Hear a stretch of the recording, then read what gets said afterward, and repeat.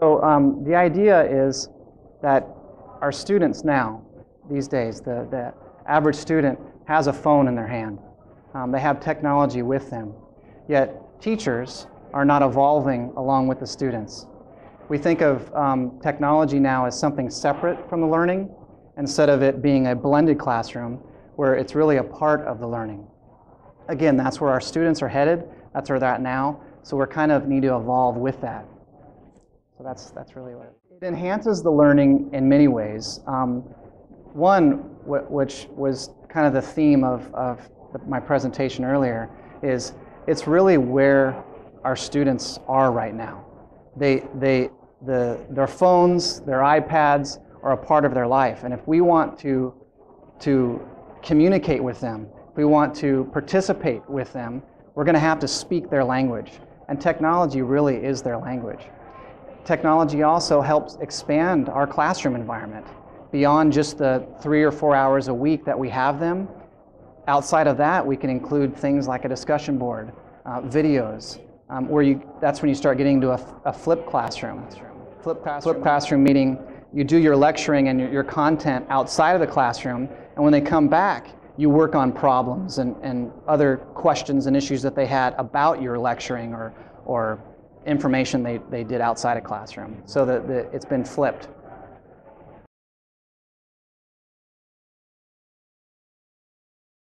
Yeah, in regards to competency-based education and online education, when it first started, it opened up education for those that didn't have access to the traditional environment. Typically, we're talking about a younger student that can take 3 or 4 years out of their life and participate in a classroom environment. Online education opened up that classroom environment to people outside of that realm, working class individuals, single mothers, people that live in a rural setting that couldn't afford to come in for whatever reason. Competency-based education, I believe, takes even online education farther. Competency-based education brings in the time factor and it enhances the time factor a bit on that. So if someone that's coming from an engineering background doesn't have time or maybe doesn't even have the inclination to sit through a math class, for example, competency-based education allows them to progress or show their competence in that mathematical content in a quicker amount of time, rather than sitting for 10 weeks or 18 weeks in a classroom when they already know the information. They can display their competence. So in the end, online education and competency-based education together quite know what they're doing.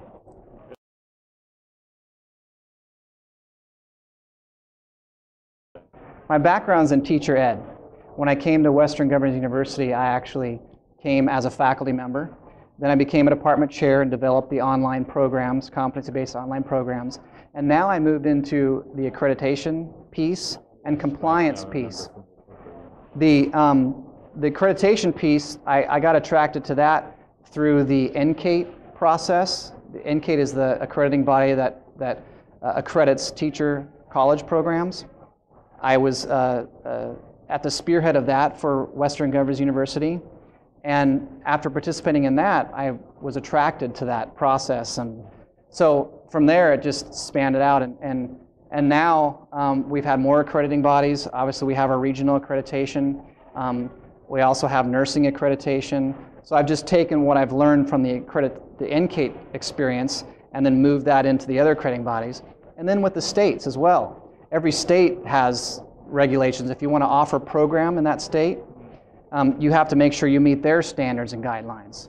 So I make sure that the whole university, the faculty, the administration, the staff, they're all aware and our programs meet the standards of the accrediting bodies and these individual state compliance. Lessons learned.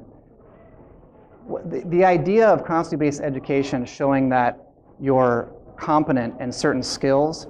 If you take those skills, online education and competency-based education together, helps them save money and provides access to this education that didn't exist before. I think competency-based education enhances online education. I think it works well with online education, but a traditional program can be competency-based as well. I mean, you can, again, you can start with those standards and then develop competencies in a traditional program or in an online program.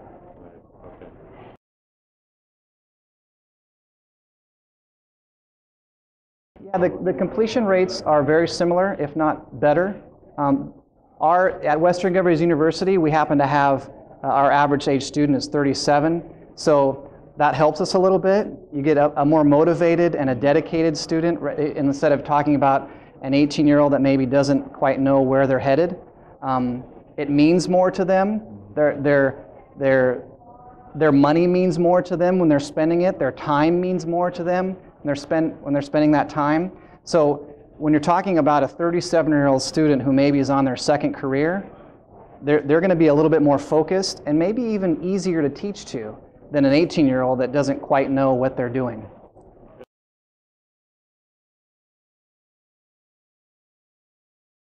My background's in teacher ed.